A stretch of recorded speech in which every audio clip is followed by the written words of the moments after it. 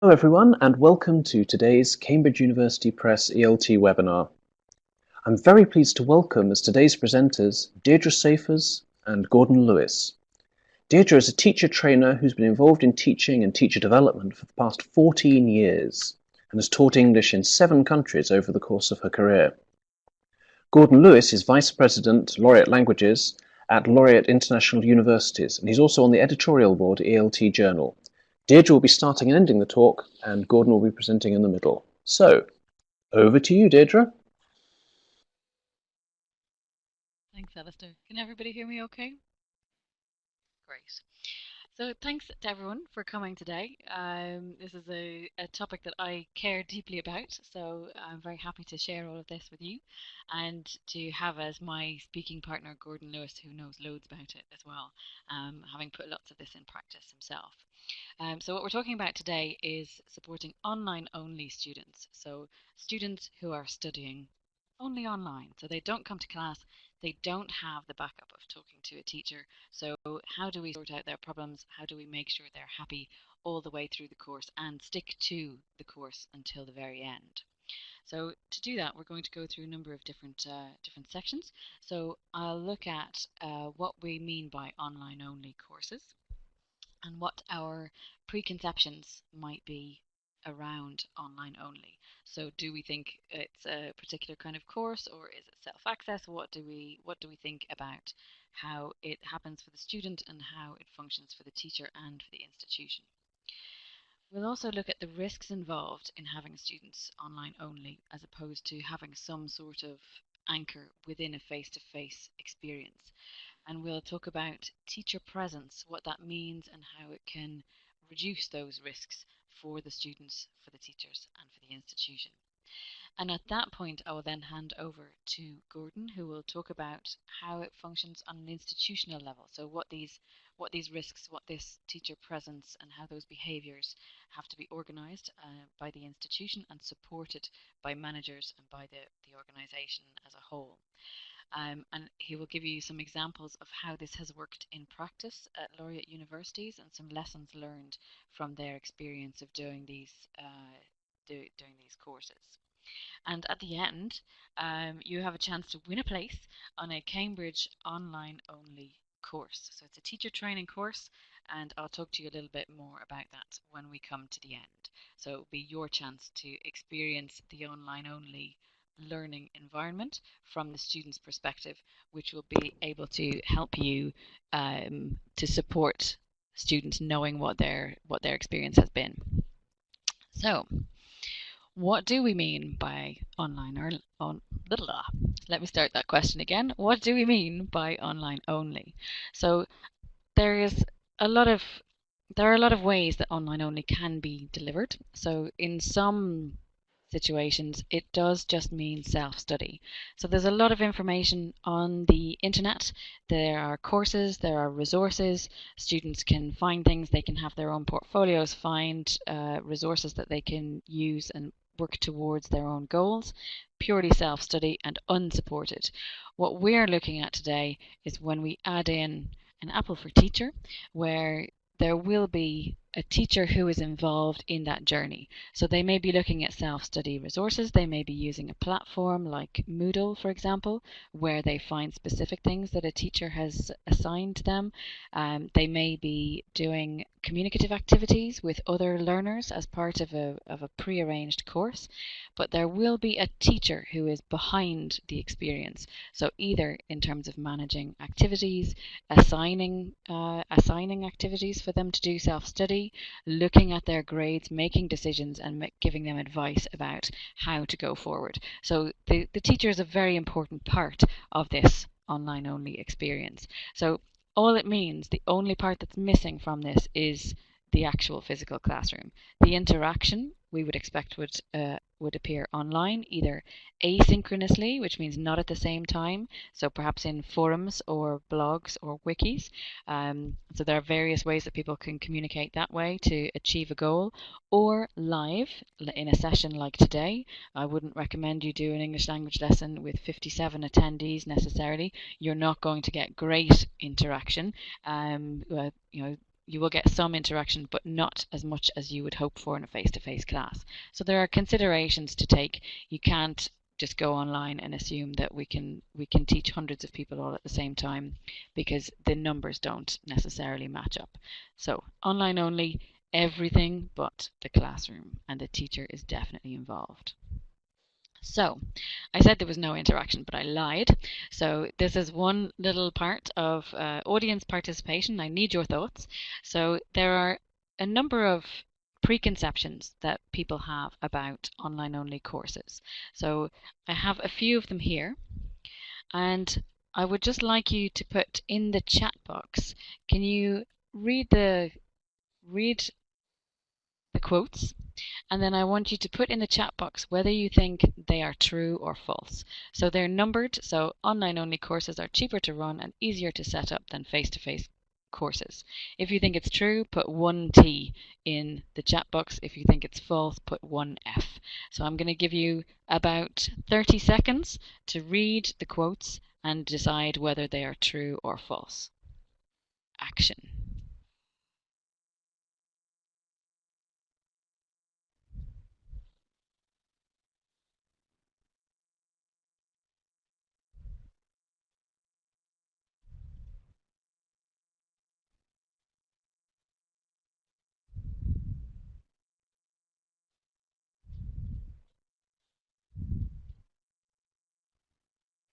Okay, we're stopping in 5, 4, 3, 2, 1. Okay, so let's have a look at the first one. Online only courses are cheaper to run and easier to set up than face-to-face courses. We've got a lot of true, a couple of false. I'm not sure. Okay, it is in fact not true at all. Self-study courses potentially, but even as soon as you put the word course on it, it becomes a much bigger undertaking, especially at the start. So when you've got your students are starting, they've registered with you, they want to do a course, you're their teacher. You have a lot of training to do potentially on the platform that you're using on how it's going to work. You'll need to set up a calendar potentially to give the students an idea of what you're going to expect from them when. This kind of predictability is really important for students when they're working online, because if they can't come to you at any moment and ask you, oh sorry, could you explain that again, or I'm not quite sure when the assignment is due, you need to be very clear in a structured way from the very beginning, and that is additional setup. So there's potentially, if you're an institution, you're training your teachers in working on this, you're training your students in how to do this, you're setting up the systems themselves, making sure everyone can get access, which is not always an easy thing, and you're also dealing with people's feelings about being potentially less confident working online than they are working face to face. So they feel that they might find something as more of a panic situation than they would if there was somebody sitting next to them who they could just ask quickly. So in actual fact, they are much more complex to set up at the beginning than you would imagine. But there is a preconception out there that they are much simpler. And for number 2, let me scroll back up and see what people have said. This was false. Okay, students are digital natives, so they don't need any training on how to learn online. This is completely false. The whole term digital natives is a very dangerous description. I think there are 2 ways that this is dangerous. One is for the people that we are describing as digital natives.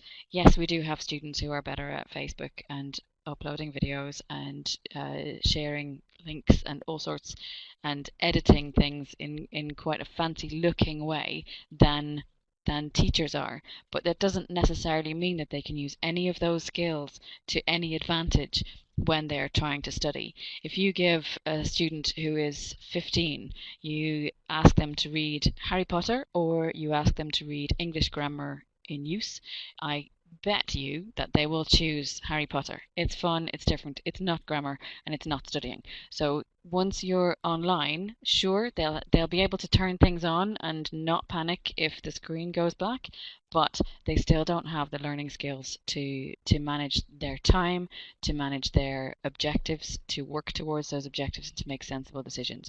So you have just as much work to make sure that students are capable of managing the experience as they would be face to face. And number 3, online-only courses are less work for teachers. I'm just scrolling back. Got a false, false, false, another false, and another false. Brilliant. Okay, online-only courses, as we've said, if it was a self-study only course, sure, the teachers are not involved. But we're talking about a course where the teacher is very much involved. They're still assigning tasks. They're still checking results. They're still focusing on students' work in online discussions. They're still interacting with people via message boards or in other ways, but they are very much part of the student's experience, and therefore it is as much work for them as it was before. Less reliance on the availability of physical space. Number 4, true. Yes, this is the number 1 change, is that you don't need a room. So you do need a room. There are 3 of us in the room here talking to you, well, involved in the speaking, which is, it is important, but we don't need a room that will accommodate 60 plus people. We need a lot less space than that. And the last one, courses where students only study online are a viable alternative to face-to-face or blended courses. Number 5. Can't see any 5s. 5 true, lovely. 2 trues, great. Yes, they are. They are most definitely a viable alternative, but there are a number of considerations to take, and there are various structures you need to put in place. There are people who need to be in place, and there is an organization that goes behind it that is not dissimilar to a blended course or a face-to-face course. And without those, the online courses they're not necessarily as viable. But with thought and planning, they can definitely be a viable alternative. So if we look then at the main difference, really, in terms of studying face-to-face, blended, online, one of the main things that would put students off studying online is teacher availability. Because if you think about all those students who travel to the UK, the States, any English-speaking country for the summer, they go to speak English to people, and they go to do it with a person. So the availability of the teacher is really, really important, and it's not something we want to take lightly.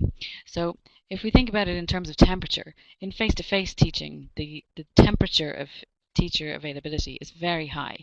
They're there even when you're doing your homework. They've assigned it and they're going to look at it, so that they're very much present in the student's experience. And then obviously they have 90 minutes a couple of times a week perhaps, where they can ask questions directly, where they can give you feedback on your work straight away. Then we move into blended learning, where part or so either a small part or a large part of your experience is moved into an online realm, and your face-to-face contact is reduced. So your teacher availability temperature drops a little bit. So it's still quite there, it's still very important, but it's not gone completely. So we move into moderated online learning, and the perception is that the teacher availability is definitely less. So they're physically not there, so you can't just kind of tap them on the arm and ask a question. So it is definitely cooler. And then when we move into self-study online, it goes right down to the bottom. So in order to make sure that the learning experience that is entirely online remains at a high temperature, what we need to work on is something called teacher presence. So you're not there, but the teacher must be present in the minds and hearts of the students who are doing the studying when they're online. So I'll come to explain a little bit more about how that can function and how you can make that happen, but I'm just going to look at what the risks are if we don't make any if we don't raise the temperature of teacher presence. So the risk involved in there being no teacher, no guide, is that we'll have students who perhaps feel isolated, even if they're working in a group. If there's nobody leading that group, it can splinter, it can go off into different directions without necessarily coming back into being something concerted that works towards objectives and achieves goals. So the lack of feedback can feel like, okay, well, I've tried to do this activity and yeah, I got 7 out of 10, but I don't really know what to do about that now. Whereas a teacher will be able to look at that and identify what the main areas of improvement need to be and give the student advice on where to go next. So the feedback part is really, really important. And then again, with no guide, there's a lack of interpersonal and collaborative tasks. Even if you have a course on a platform like Moodle where people can work together using forums, if there's no task to do in the forum, the students will go on, they'll maybe say hi in the forum, they'll ask a question about something technical, but they're not necessarily going to get a proper response, and a discussion isn't necessarily going to ensue. If you look at forums for software, for example, or anything that you might need to get help on when you go online. So let's say your browser isn't working properly, you look at help for that browser, you'll find hundreds of people have posted hundreds of questions and hundreds of answers. This is not what happens inside a class. That outside a class, you have the group is the world. Everyone in the world can participate in that forum. When you're looking at a course that you've designed, it's for a finite number of people who are there for a finite number of reasons. Whereas if you're looking at this support forum for, I don't know, for something to do with Microsoft, there are a lot of people who are interested in making sure that their Microsoft product works properly.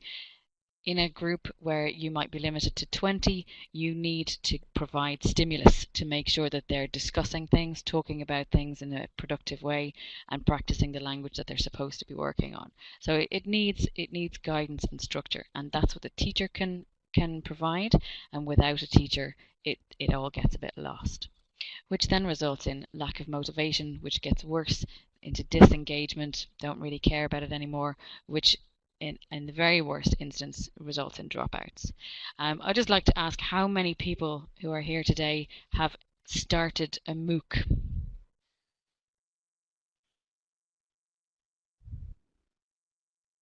And if you have started a MOOC, how many MOOCs have you started? 7. Okay, good. That's something similar to my number. Okay. Okay. And a different question. How many MOOCs have you finished?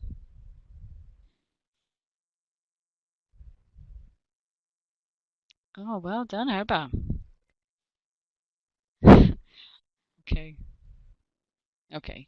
So there's you're only on the second day. You'll get in there. Okay. So the idea basically is there is a possibility of talking in a forum on a MOOC, and yes, there is great advantage in talking to other people through that medium, but without something that leads towards a pre-agreed set of goals, without somebody leading it or making it feel a bit more manageable, and with so many people in those forums, that it can lead to being a bit less motivated, because really, how many people am I talking to? How many people are actually reading my posts? So it can mean that you don't finish the course. So we've got some very dedicated people in the audience today. I'm very proud and now slightly ashamed of myself for not having finished any.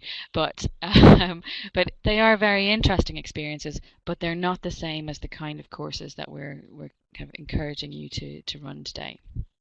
So with all of this, it all sounds a bit dire. So with teacher presence, we can mitigate the risks of these things happening and our students disappearing on us. So we mentioned before the idea of learner training. Digital native is not a helpful term. It's not a helpful term for the student. It's also not helpful for the teacher to define themselves as not a digital native, because it means you can kind of hide in a group that was never really told about this when we were young, so we don't really need to know about it now. So it's very, very dangerous. So we need to assume that our learners are learners and that they need training in how to make the process work for themselves. So as a teacher in one of these courses, you can manage collaborative tasks. This means that you set up activities to do, activities that have a functional goal and that have a language goal. So there's something for them to achieve both in terms of the task itself. So we have to get together to decide where to go on holidays all together. So there's you may be working on language of negotiation, of talking about preferences. Those things are important. So it is important to make a decision, and it is important to practice that language. So you're looking at two sides of the same idea, and that's exactly the kind of task that teachers set all the time and that are very, very beneficial to students. You don't have to be in a classroom to do it, but it does need active management from the teacher. Frequent personal response from the teacher and from peers. And again, when you have these kind of small bite-sized activities that you do together, it can be very, very powerful. So looking at responding to scores, even, oh, everyone in the class got 100% on that. Great job. Really proud of you guys. Very simple. To a more considered, okay, I've looked at your piece of writing. This skill is going really well. Your discourse markers might need a little work. And getting it to be a bit more meaty, if you like. And also, if someone talks about, I've had a really tough week and I haven't managed to get my homework done, but I've been watching the videos to try and keep up, then, great stuff. Really sorry to hear about it. Personal response, and your students peer-to-peer will have that same personal response as well. So when the teacher is there, it will allow that interaction to happen and encourage that interaction to happen much more than when the teacher isn't there. And then obviously direct feedback on work that's done, on writing that they've submitted, on recordings that they've submitted, we don't necessarily have the option for in class time, and on scores that you find in the gradebook. So or whatever way that you have to track their scores. So there are a lot of actions for the teacher to take to be present, and it's pretty constant.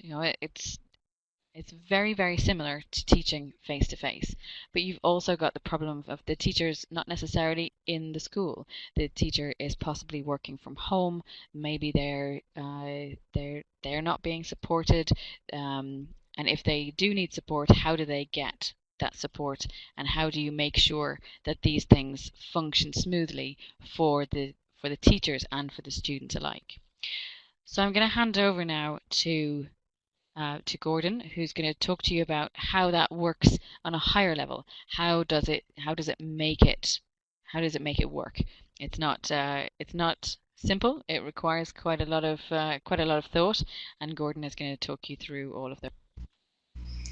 Great. Well, first of all, I hope everybody can hear me, and thank you, Deirdre. I think you hit all of the key points there that we've been experiencing in our pilots. Let me get started first of all by giving everybody a little bit of context here. First of all, I work for a large group of universities around the world. There's about 1 million students in this network, and the universities are distributed all around the world.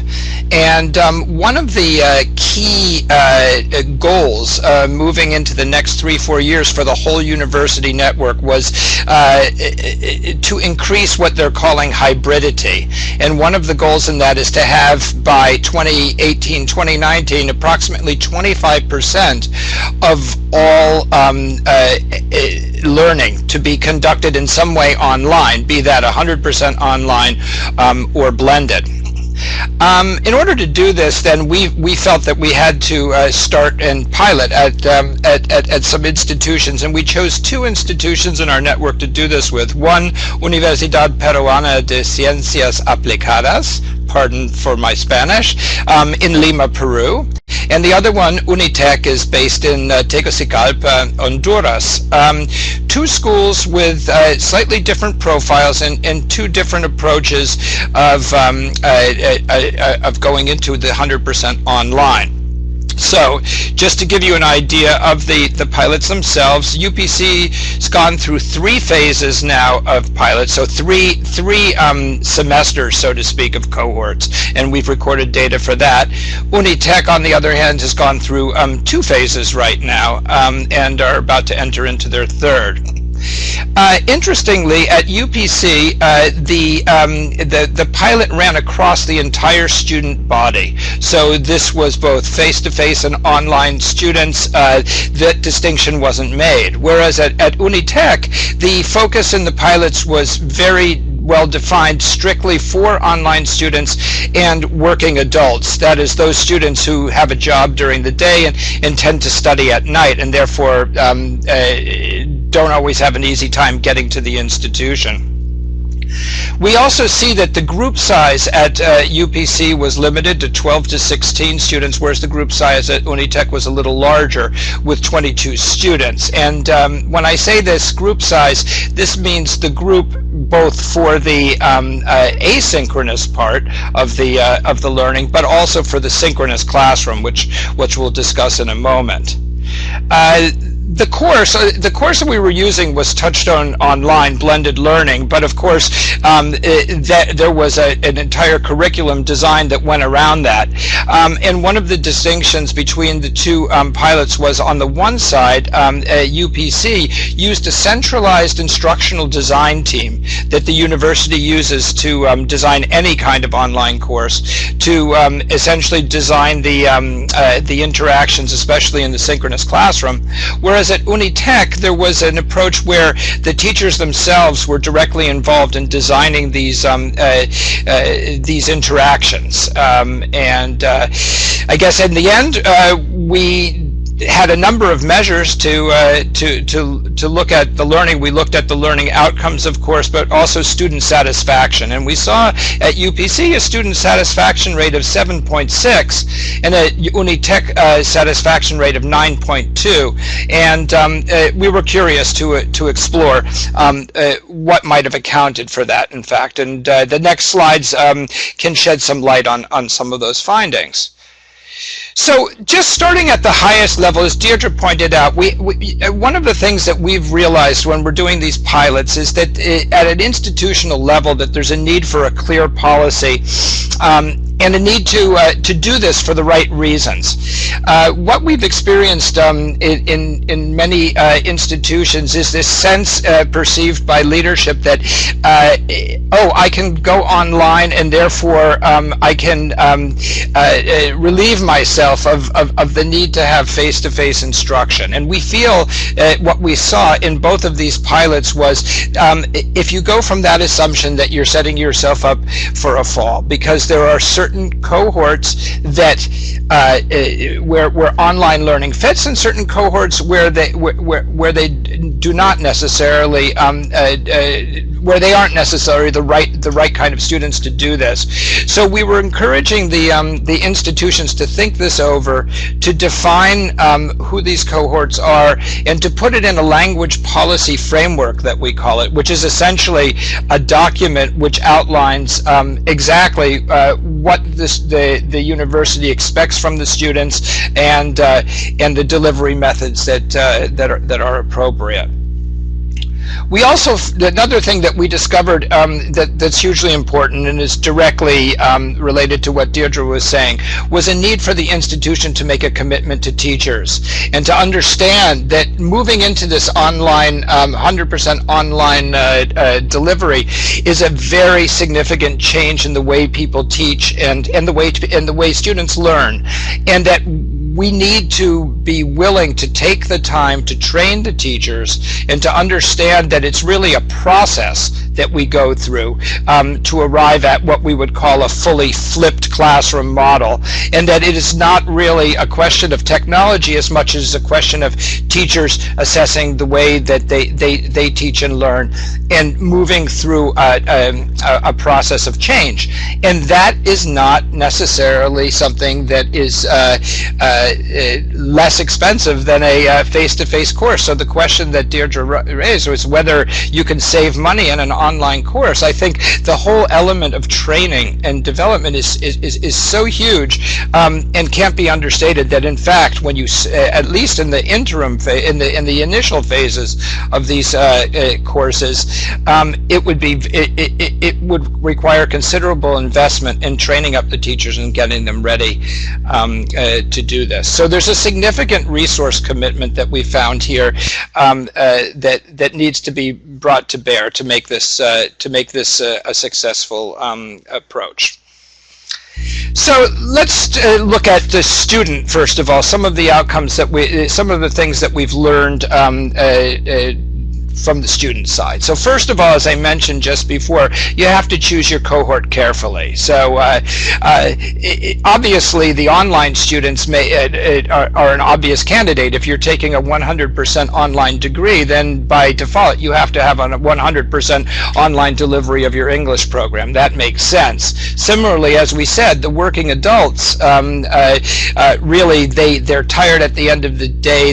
It's really hard for them to get to school. So being able to do a lot of their work online is something that's seen as quite a bit of a positive as well. And we do think that the difference in the scores that we saw between the two universities could very well be directly related to the choice of cohort. Another thing that we saw that was quite interesting is the issue of study skills. As I mentioned before, for teachers, it's a big paradigm change, but also for students as well. It's something that's quite new, and it requires a considerable degree of autonomy in order to succeed in an online environment. And where sometimes our students, at least, who are often first-generation academics, don't always come to the institution fully equipped with the study skills that they need to succeed in a face-to-face environment, and then expecting them to do this online without that compassionate support that's very tangible and deliverable might be a hard challenge. So the question there that we raised is, was it correct to start with online with first year students just entering a university environment? And we're still sorting out some of the data on this to see what the impact is, but the anecdotal information we have so far suggests that maybe if it is possible, that going 100% online so early in a studies it might make things more difficult. Similarly, along the same lines, the question was, do you start 100% online with zero level or low A1 students? That's another debate, and people go back and forth on it. One thing for sure, that the A1 students do require native language support within their course, and so the question then comes up is, what do you do about your teachers? Are all of your teachers going to be speaking the target language of your students, etc.? It brings up a lot of issues. So in each of these cases, the study skills and the language level of the students do seem to have an impact on the learning. And so overall, if you think about it, I mean, the basic takeaway that we had here, which may seem obvious, but is really that online is harder than blended or face-to-face. It requires a lot more investment of time. We noted in these two studies that students took an average of 30% longer to complete the lessons than we actually anticipated, and that, of course, has large implications for the way you design your courses. A couple of other things we learned was one of the challenges in these online courses, and here now I'm referring to the asynchronous work that they do individually and not in real time, was that we need to make a distinction between clicking versus learning, and that can be difficult because automated activities are such that students can theoretically randomly click through them and achieve a result, and we can't really control for that as much as we might want to do technologically speaking. And that's where, coming back to some of the things that Deirdre said, that it's extremely important to have that teacher presence involved. Because we found that with the teachers, especially in the Unitech pilot that we were talking to, they paid special attention to this kind of thing, and they watched and went into the gradebook and followed the student learning, and they would go inside and they would actually address the students at certain points in time if they felt that they were seeing a trend towards what we call zombie clicking, which is just this broad clicking without really looking at the activities. We also found the need for specific study plans. So as I mentioned before, with the younger the students, the earlier that they're in their academic studies, the more important is to give them structure around their learning. And in the case of online, we paid special attention to giving them weekly, actually daily outlines of what activities that we would be expecting them to do. We tried to chunk it small, because we felt that when students go online, they seldom tend to go online for an hour at a time. They would go online into the system for 15 minutes, 20 minutes, etc. So the study plans that we created were designed in order to have outcomes achievable within these short chunks, half an hour or less. And we tied it to regular assessment, and that is one way that we got around the zombie clicking, is that in addition to the automated activities in the system, we also had additional assessments which asked the students to produce language to demonstrate that they'd actually been thinking about the activities as well. And finally, the other thing is what we call clear signposting, PDFs, downloadables, video tutorials, just a whole lot of support wrapped around the student there. So these were some of the things that we learned about on the student side. And then moving to the teacher, and this underlines again what Deirdre's been saying. In the surveys we had, the students said that the #1 motivational factor is the teacher presence. No doubt. And what we learned from that is essentially that teacher behavior should guide our student behavior. So if we want the students to log in on a regular basis over an entire course, then we as teachers need to do the same.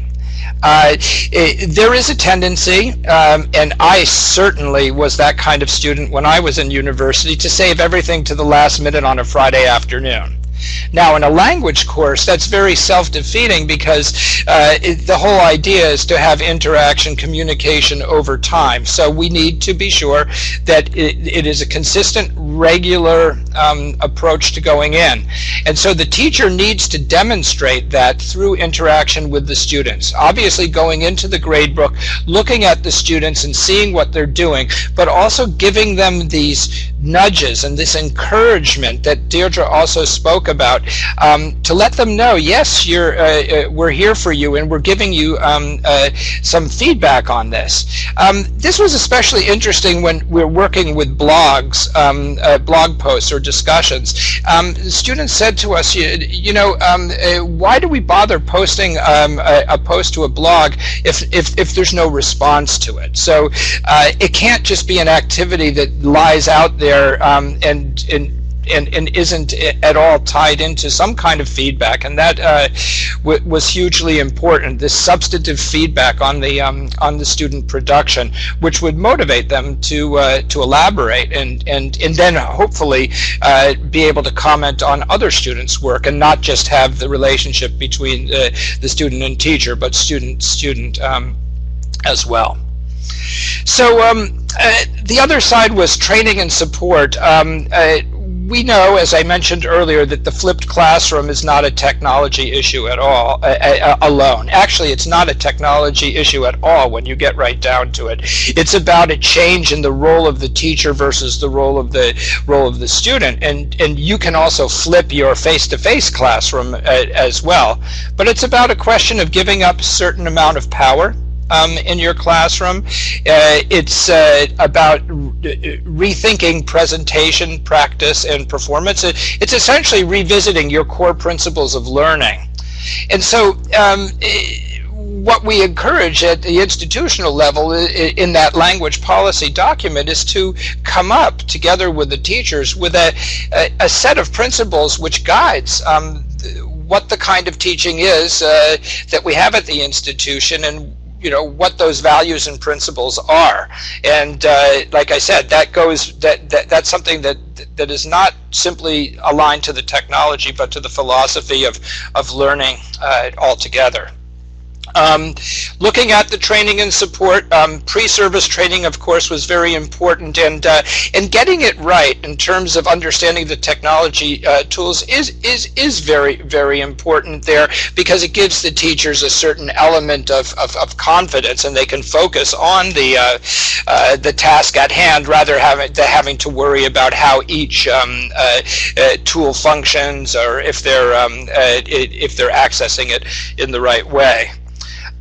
But once that pre-service training is achieved, then the ongoing, really substantive change takes place, at least in our context, in a community of practice, which we've established online, where teachers get together and work with each other to solve the problems that emerge out of the blended learning context. So this has proven to be a very powerful tool. There are certain technology champions amongst the teachers who lead the way and encourage their colleagues to share also their insecurities, but also their solutions, and to build essentially a repository of knowledge around the learning context. So, and then finally, I guess the other thing is online as a continuum, meeting students and teachers where they are. Online learning can be as basic as an online workbook and as sophisticated as a fully flipped classroom model.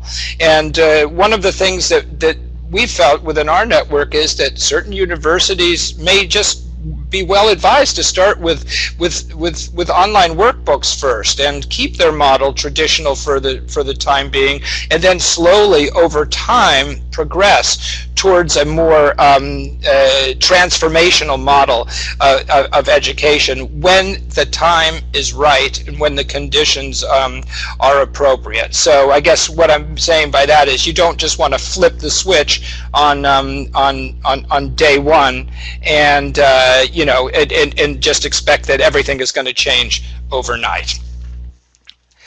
So, and finally, here, just to focus a little bit on the synchronous classroom. So we offered synchronous classes in the context of the two pilots that we had. The synchronous classroom was offered once a week, and it was optional. Okay, that was due to university and ministry regulations. It had to be optional, but one of the things we saw was that synchronous classrooms are not as frequently visited as you would think. You have to encourage people to come to those classrooms.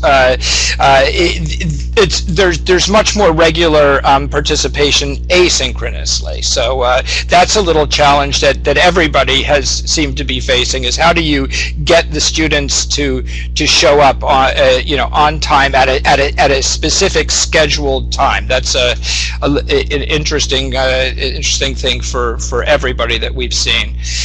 But the synchronous classroom has its other challenges. Is you need to take some decisions about how do you use this synchronous classroom. We've developed a series of checklists and guidelines. The checklists, first of all, are just very practical, so that teachers that are going into an environment like the one we're in right now, for example, is very similar as how this would take place, is how do you manage everything? Do you have your PowerPoint slides ready? Do you know where people can raise their hands? If you don't have the benefit of somebody like Alistair or Charlotte monitoring the chats and the questions, how are you going to focus your attention on individual students and also on the tasks that you have? It's very challenging, and so because of that, what we observed in almost all cases was that teachers would tend to default to the presentation mode.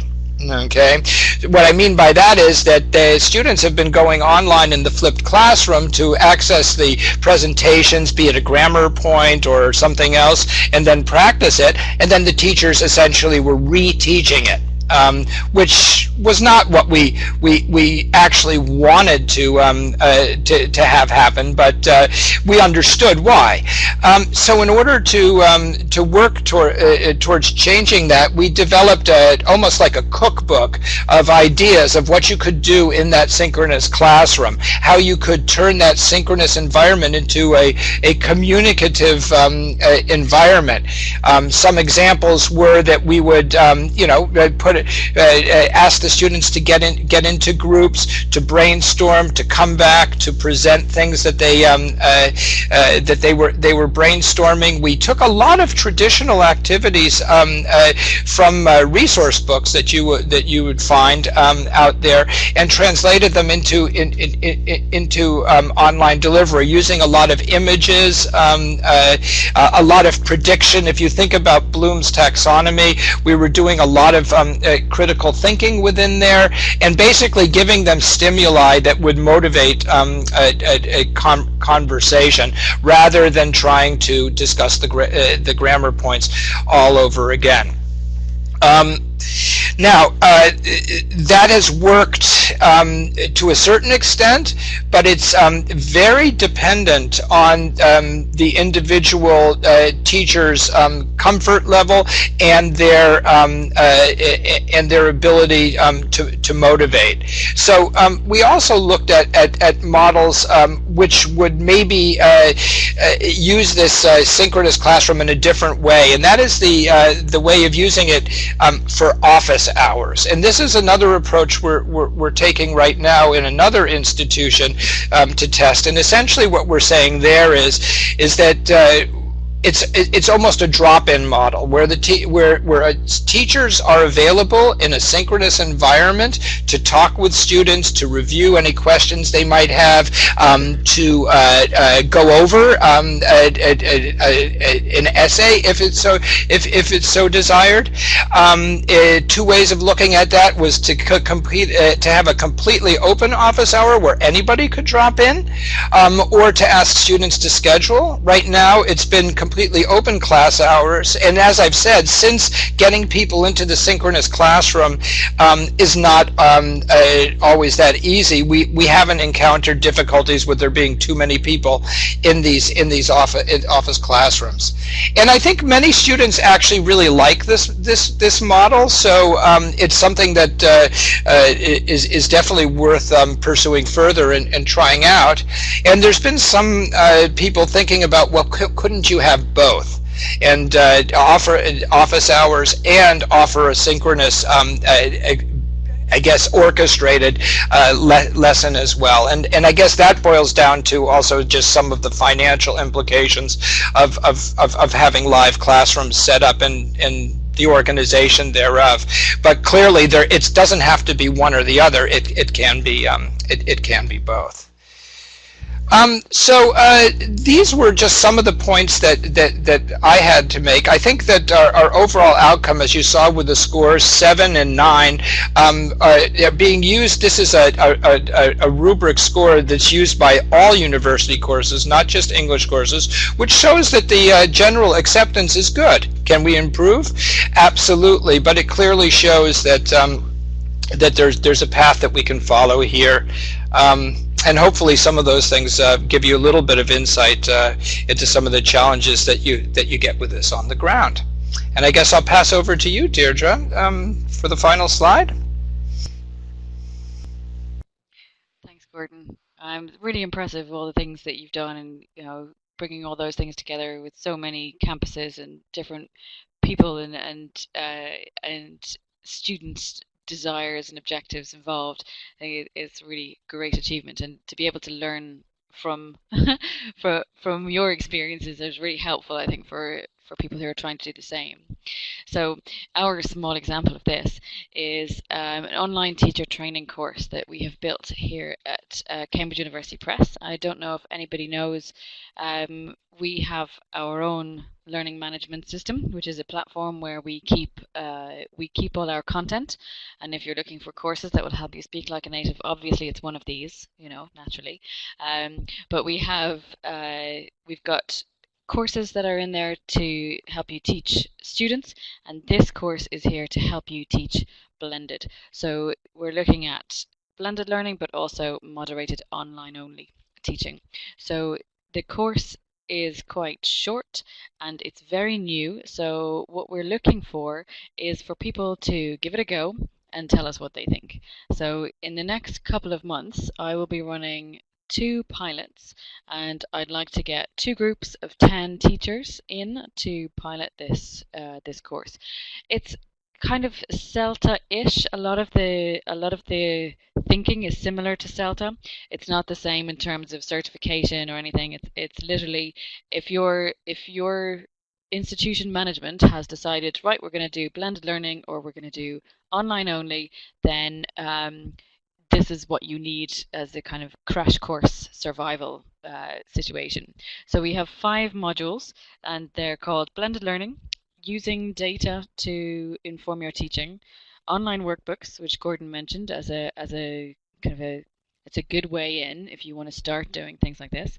Class tools in the Cambridge LMS, which covers how to run activities in forums, blogs, wikis, and a couple of other things, portfolio, and teacher development. So it's about how you can use things like this or Cambridge English Teacher or whatever resources you find out there, set your own goals in your own portfolio and work towards those. So the course I'll be running as a 5-module course. Each module, self-access, takes about 60 minutes to do, and then we'll do one collaborative activity in a forum or blog or something, just to see how you get on, and then the participants will fill in a survey, and as we go through, I will be moderating, or my counterpart in Mexico will be moderating, and we'll be listening to you to make changes to update the content or to update the kinds of activities we recommend for trainers using this course. So if you are interested in participating in the course for free, if you could send me a short email to the email address that Alistair put in the chat box, elttraining@cambridge.org, and just give me a short paragraph of where you are, what you teach, who you teach, and why this would be useful for you. And then out of that, if we have a lot of people who are interested, then based on those emails, we'll pick 10 people for one course, 10 people for another course, and we'll get you started at some point over the next couple of months. So hopefully it will be over the summer, so it shouldn't be too crazy a time for teachers, or maybe it is, depending on where you are. But take that into account when you're writing in. Just let me know, because if possible, we might run another one from September as well. So if you'd like to be part of the pilot and give us lots of feedback, then please do send me an email, and we'll see what we can do.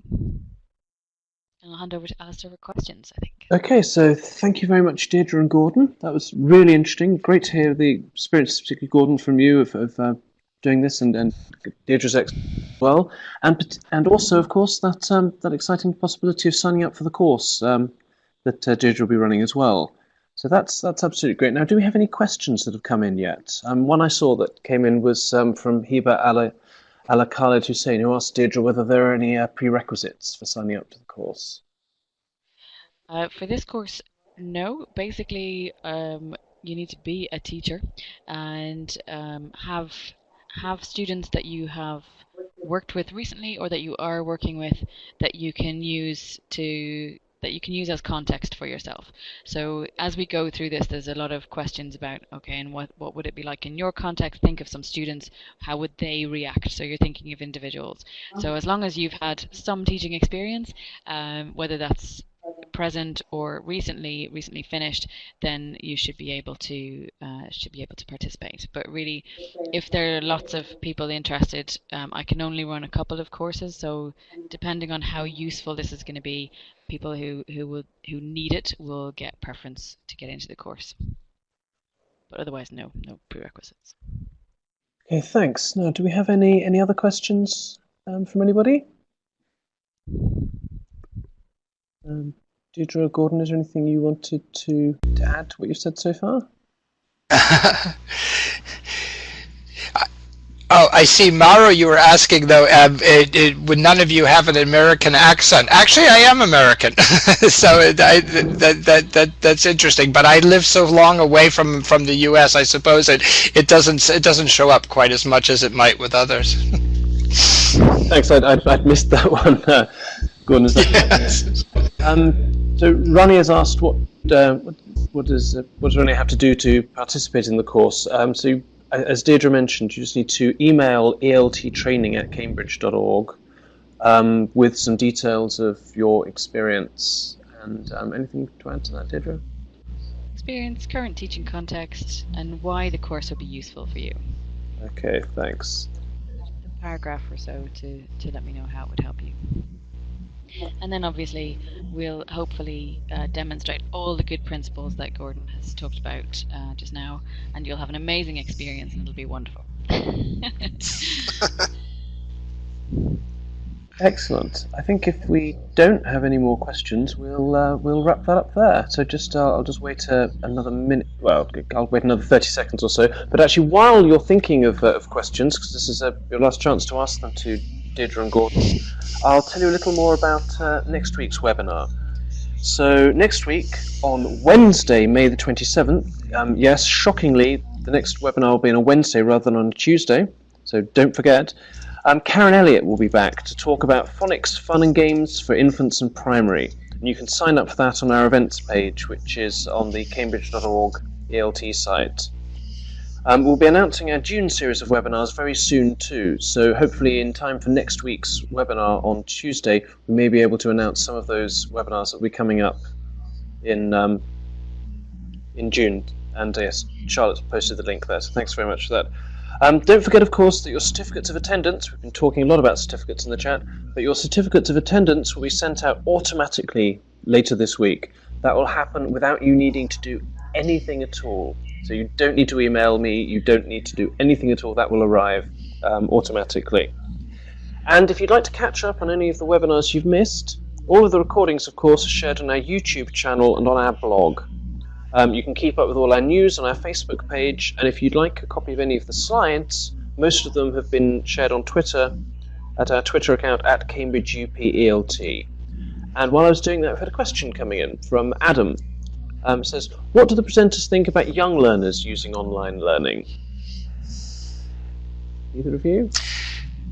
Yeah, do you want to take it? I could just comment on it. I think it's interesting with young learners. Some of the experiences that I've made is that what you do in your social life doesn't necessarily translate into your into your educational context, but that right now the younger that you go, essentially looking at students who are now in fourth grade or third grade, that these students coming up are going to be expecting an entirely different approach to learning than students, for example, who might be, 18, 16, even 13-year-olds who still have the experience of the print and the models. So one of the interesting things is the challenge is, how do you design these online courses for today, but with an eye that what you have to be creating is actually for this other group that's coming up. That digital divide that we talk about, it's not between digital immigrants and digital natives. It's between chunks of 3 years difference between students. So yeah, I think that this is fine. That this is something that young learners could certainly adapt to above the age of 8, perhaps. But below that, you're seeing a whole different world coming up, and they're going to be looking at apps and iPads and disaggregated learning, things like that. A whole another area of exploration. The other thing, if I can just add to that as well, about younger learners, is you have huge security issues. So sending them to different places, you really need to vet the places that you're sending them to look at when you go online. The other thing is that younger learners at kind of primary school, elementary school age, they're going to see their teacher pretty much every day. So there's a very specific set of uses that you can have for online within that construct. So they'll see each other every day. Stuff that we kind of promote really is students doing things in the classroom, using technology and uploading them into Portfolio. So Portfolio can be a very useful way of using and leveraging online tools to make the learning experience even more valuable for younger students. So rather than getting them to collect a bunch of pieces of paper that they'll probably lose, they put it into an online portfolio that is then curated, and perhaps they take certain artifacts that are submitted so that it becomes a meaningful part of their learning experience. And again, making sure that you've got all the right tools that are properly locked down, that don't require email addresses, that parental involvement is allowed. It's a much bigger deal when you get to under 18s and younger. It can be a bit of a minefield. Anyway, good luck. Oh, and just one thing to add to that is, if you get a chance, anybody, check out a school called Alt Schools, ALTCHOOLS, Alt Schools. I don't know if it's .com or .org. They're doing things that are so innovative in K through 12 education. I think you might find that quite interesting. Okay, thank you very much, everybody. Thanks particularly, obviously, to Deirdre and Gordon for another excellent session. Thanks to everyone for attending. Thanks to Charlotte for live tweeting and moderating the chat as well in an impressive display of multitasking. And also doing a quick bit of research and typing links into the chat as well. We'll be back in 1 week and 1 day's time. As I said, we'll be back on Wednesday the 27th with Karen Elliott. So thanks very much for attending. Your certificates will be sent out automatically on Thursday, and I hope to see you all again soon. Thanks, Alistair. Thanks, Alistair. Thank you.